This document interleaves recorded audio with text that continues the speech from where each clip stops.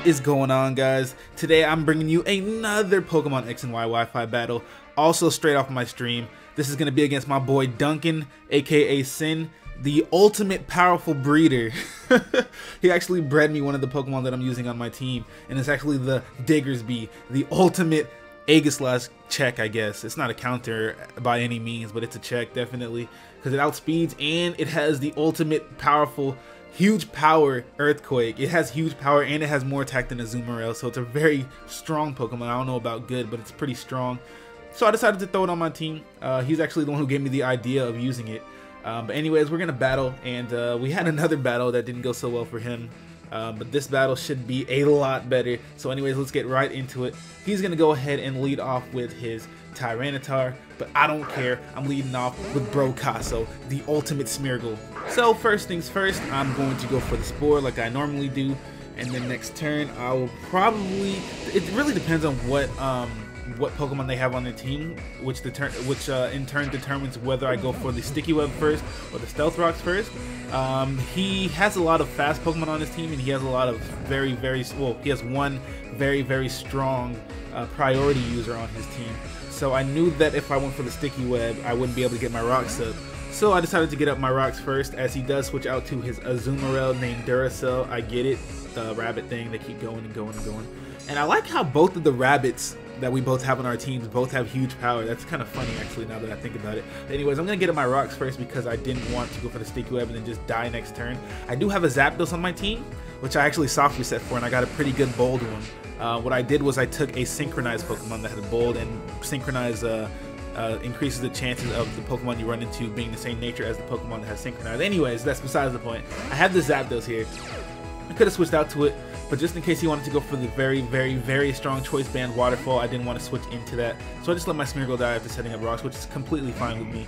Anyways, the purpose of me bringing out my Zapdos in the first place was to make him switch out into anything. I knew he'd probably switch out into a Pokemon that can deal with Zapdos, aka Tyranitar. Even though it's asleep, he didn't really have many options to switch in. So I'm actually going to double switch, go out to my Elmer, which is completely threatening with the Choice Band huge power Earthquake.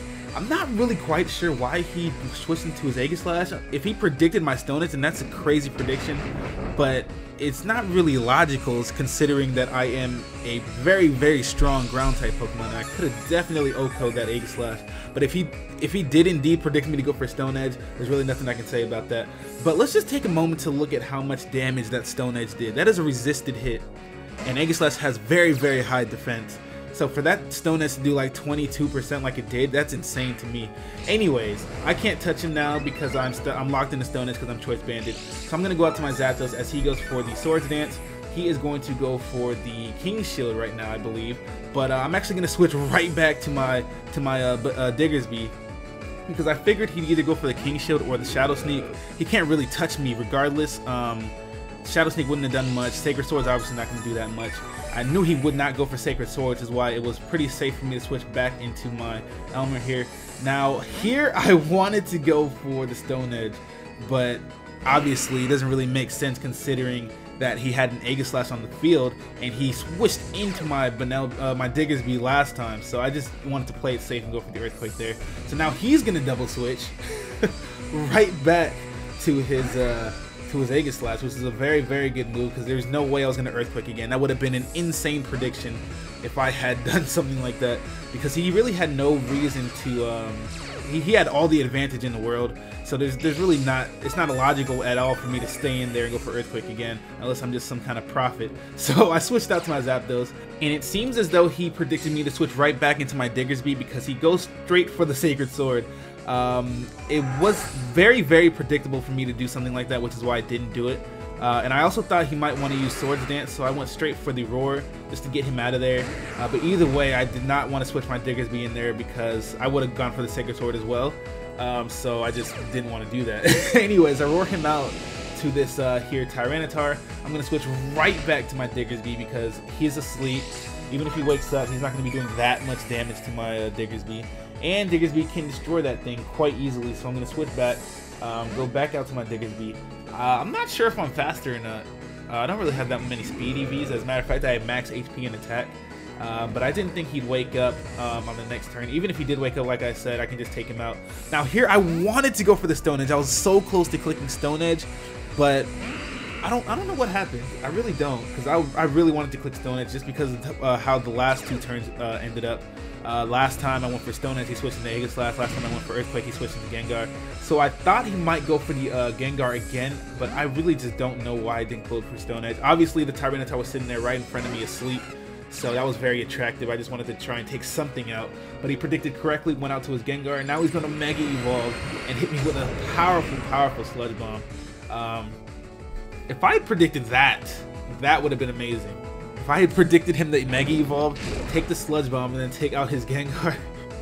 There's no way, though. There's no way. My mind was not that far ahead of the battle. So I just decided to switch out to my Zapdos. He made a great move here, going for the Mega Evolution Sludge Bomb, because you guys can see how much that does to me. It did a clean 75%. So now he's just going to finish me off with a Shadow Ball, and that is the end of my Zapdos. But now this actually gives me the opportunity, especially since the Sandstorm subsides now, this is going to give me the perfect opportunity to send out my Dragonite. So what he's going to do is Dragon Dance all over Gengar right now. He's going to go for the Dazzling Gleam. He does absolutely nothing, considering how much special attack that thing has, and that's because I have the multi-scale. Multi-scale decreases damage by half when you have full HP. So this is going to give me the perfect opportunity to go for the Dragon Dance, and I am Jolly, so I do outspeed the Gengar now. I'm going to go straight for the Earthquake. I think he's switching into his Tyranitar just so he can get more damage per turn with the sand up. That's not a bad play whatsoever. But either way, I'm going to go for the Earthquake because Mega Gengar is on the ground. So I was thinking about going for Fire Punch, but looking at his team, there's really no reason for me to go for Fire Punch. I already have perfect type coverage. The thing I was worried about was him trying to force me to go for Outrage, because he does have a Dragonite of his own. So if he did think about, I don't think he thought about this though. He could have easily gone to his Dragonite, forced me to go for Outrage, and then double switch to his Aegislash, and his Aegislash would have definitely eaten up all those Outrages and set up all over me and swept my entire team with Shadow Sneak, but I don't think he thought about that. Either way, he sent out his Greninja. I am Jolly, like I said, so I'm going to outspeed that thing. Even if I wasn't Jolly, I'd outspeed it. But Earthquake is going to be more than enough to take out that Greninja. So now he goes out to his Wrath. He's going to go for the King Shield just to rack up a little bit more sand damage on me. Like I said, if he had forced me to go for the Outrage earlier by sending out his own Dragonite, I would have had to go for the Outrage regardless to even hit that thing. So he would have been able to set up on me with his Aegislash, but he didn't think about that, clearly. I'm not sure though. I'm not sure. Anyways, so he's gonna go for the Shadow Sneak now, just to try and get as much damage as possible. I'm obviously gonna eat that up. That thing does have a massive attack stat. The Dragonite's a very bulky Pokemon too, so I'm gonna go for the Earthquake. He's not in shield form. Even if he was in shield form, I'm pretty sure he would have died to the +1 Earthquake from a massive power, strong, powerful Dragonite. So now he's gonna go out to his Azumarill, I believe, and he's gonna take me out with the Aqua Jet. And this is where I got kind of scared, because aside from this Dragonite, which is at 23 HP, all I have left are my Diggersby, my Blaziken, and my Excadrill, all three of which are very, very weak to Azumarill, because Azumarill can destroy all three of them quite easily.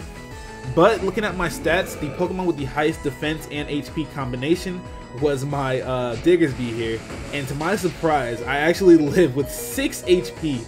So if he's living with 6 HP, you guys can only imagine how quickly Excadrill and Blaziken would have died. So I'm really glad that he didn't have Rocks Up and that I lived with 6 HP, because I'm actually able to take out his Azumarill here. Now, I made a mistake actually. I went for the Earthquake, even though I knew he had a Dragonite on his team.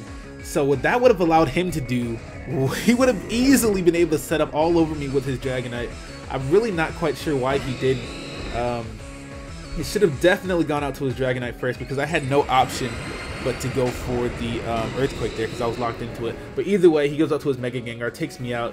Now my strategy here is to go for the Protect as I Mega Evolve into Mega Blaziken, because Mega Blaziken is a much faster than normal Blaziken.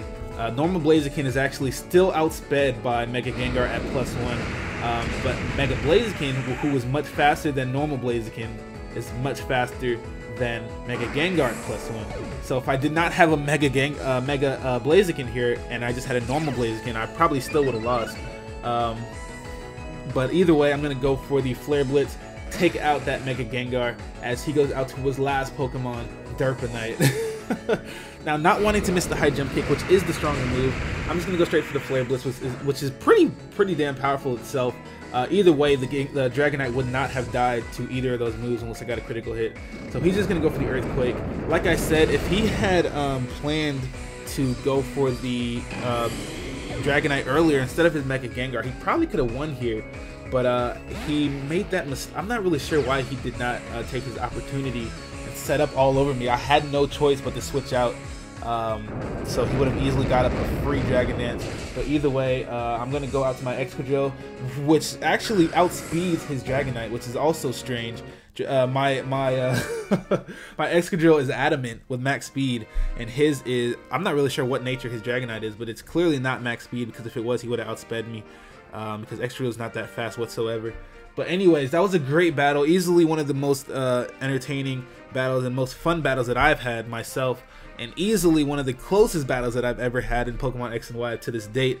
Thank you for the battle, Sin. Thank you for the Pokemon as well. This man has been working his ass off breeding flawless Pokemon. It's really insane how these breeders, man, this guy will get a Pokemon that has 4 out of 5 good IVs and he'll toss it because it's not good enough for him. And I'm just amazed, because if I get a Pokemon that's 4 out of 5, I'm like, yes, after all this time, 4 out of 5 attack, defense, special attack, and speed. That's all I need.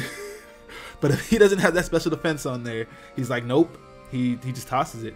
And it's just really cool to see the amount of work people are putting in to getting their Pokemon to be as good as possible.